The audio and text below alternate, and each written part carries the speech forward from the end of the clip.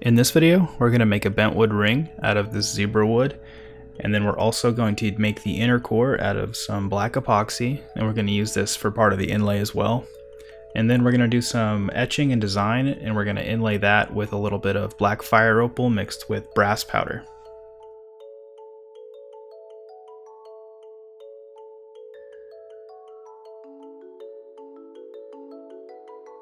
The first step to making a ring blank is to roll this zebra wood. All you have to do is dip both ends into some boiling water and then wrap it around something cylindrical like a socket or a piece of pipe. You can either let it dry overnight or you can put it in an oven for about an hour at 200 degrees.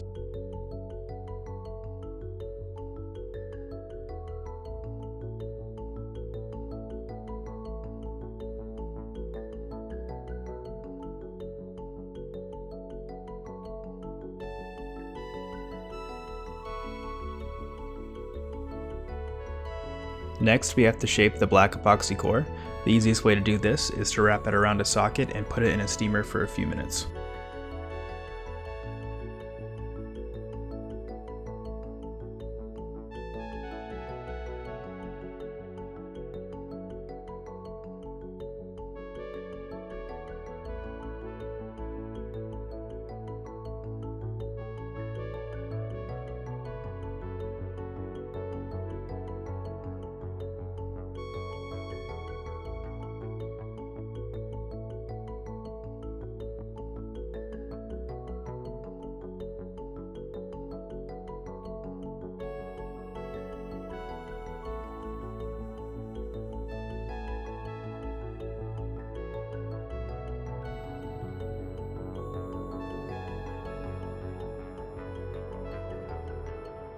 Now that both pieces of the ring are done, we can combine them and use thin CA glue to stabilize it.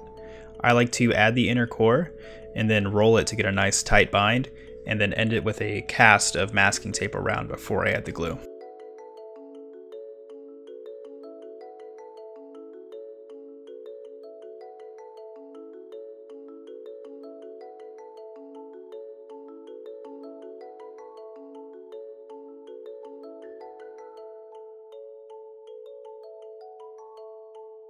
Now we have to add the glue to the blank. It's really simple because the masking tape creates a nice funnel for the glue to go into the wood. Just make sure you have a couple of Q-tips ready to take care of any spills.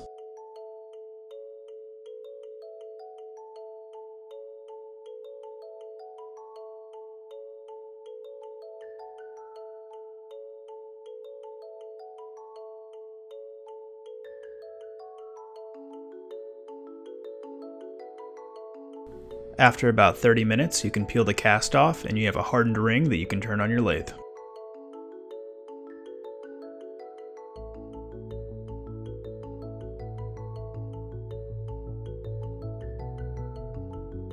We're going to start by doing the rough shape and width that we want, and that way we can go ahead and gouge out an inlay so we can put a black epoxy inside of the center of the band.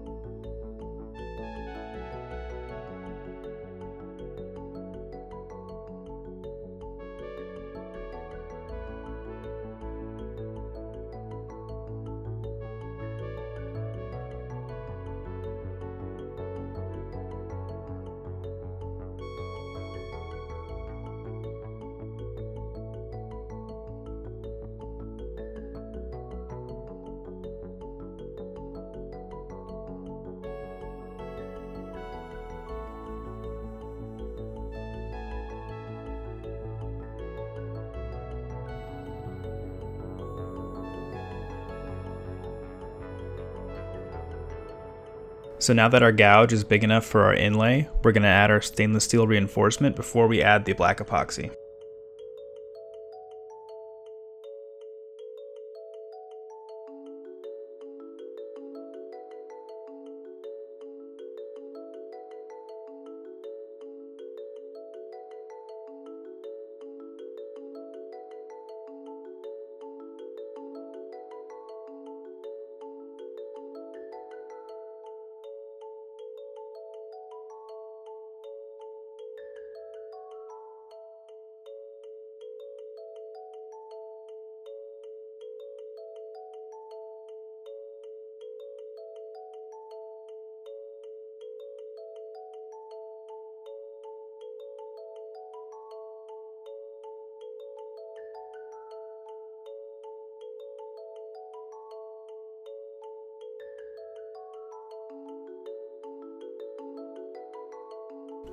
Before we can etch, we need to get the face flat and even.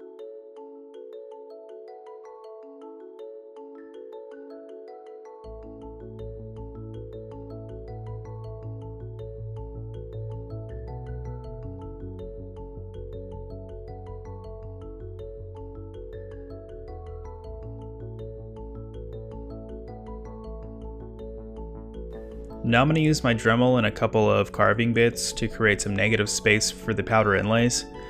It's kind of hectic doing this because I could really just mess the ring up and just say, oh, you know, I messed it up too much, this one's a goner. So you kind of just have to wing it, and anything you do, you just kind of have to build off of that because there's not really any going back.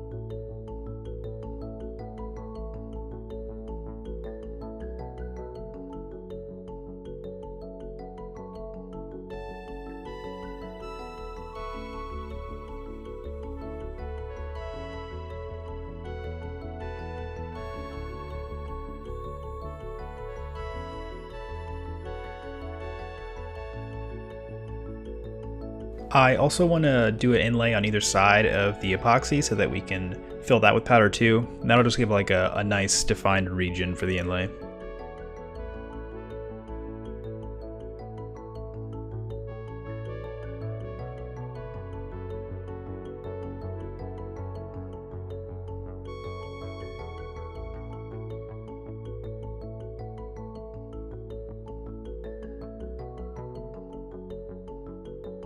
Now we're going to do our inlay of the brass powder and black opal. There's kind of a couple different ways to do this. You can either apply the glue and then the inlay, or you can put the powder in and then apply glue to the outside. I tried both and I found applying the inlay first was actually a lot simpler.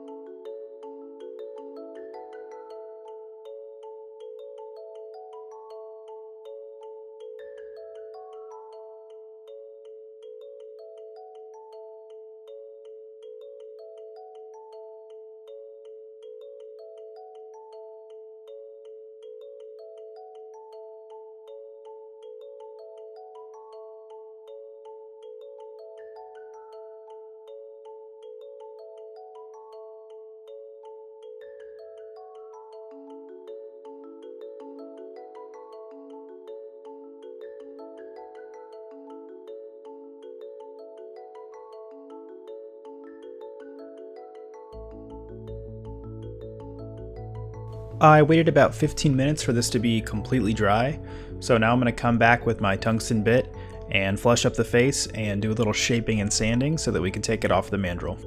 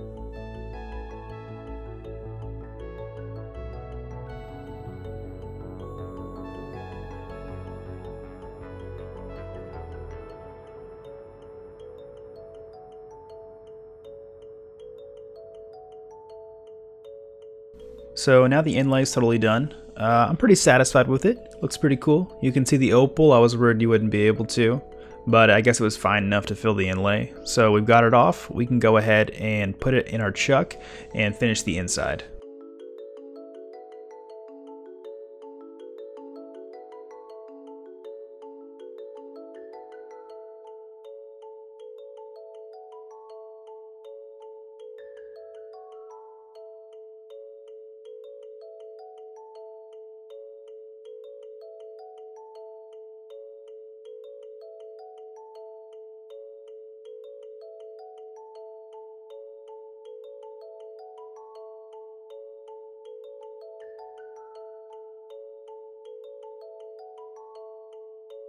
So the ring is totally shaped, but the last step before we clear coat is to give it a good cleaning. The easiest way to handle a band you're going to totally dip in clear coat is to attach some sort of a pin to it. So I'm going to do that, and then before I dip it all the way, I'm going to add some clear coat to the sides of the band and cure it.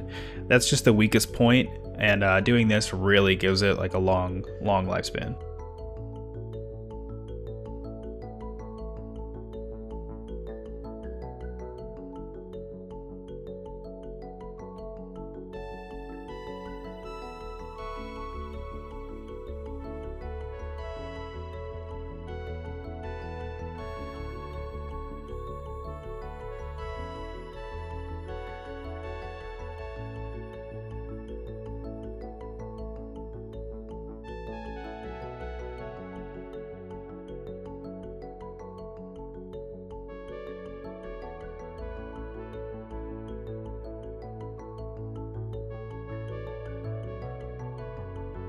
I said it was simple to dip a ring like this, but there's definitely tricks that make it easier. The biggest one is to make sure you put the ring in the resin slowly and remove it slowly. That way you won't end up with any air bubbles. Another big thing is to make sure you let the ring drip the excess off until it's not going to form any more droplets, and that way you know you have an even coat. It'll also be a uniform standard for sizing.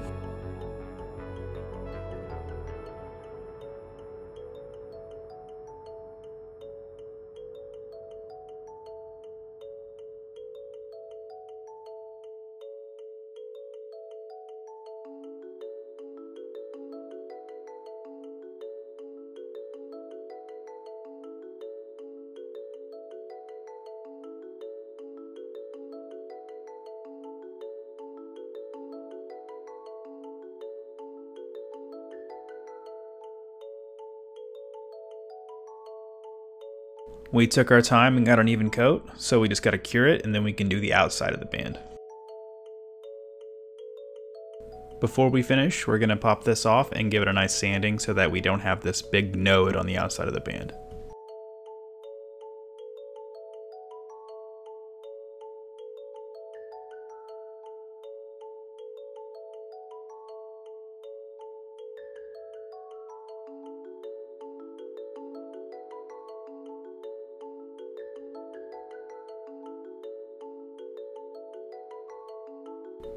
We're finally going to apply our last layer of clear. Before we do that, I like to scuff it up a bit with sandpaper and steel wool. It just makes sure you have a really good bond on this last layer of top. And then just 30 minutes in the UV bath and the ring will be totally done.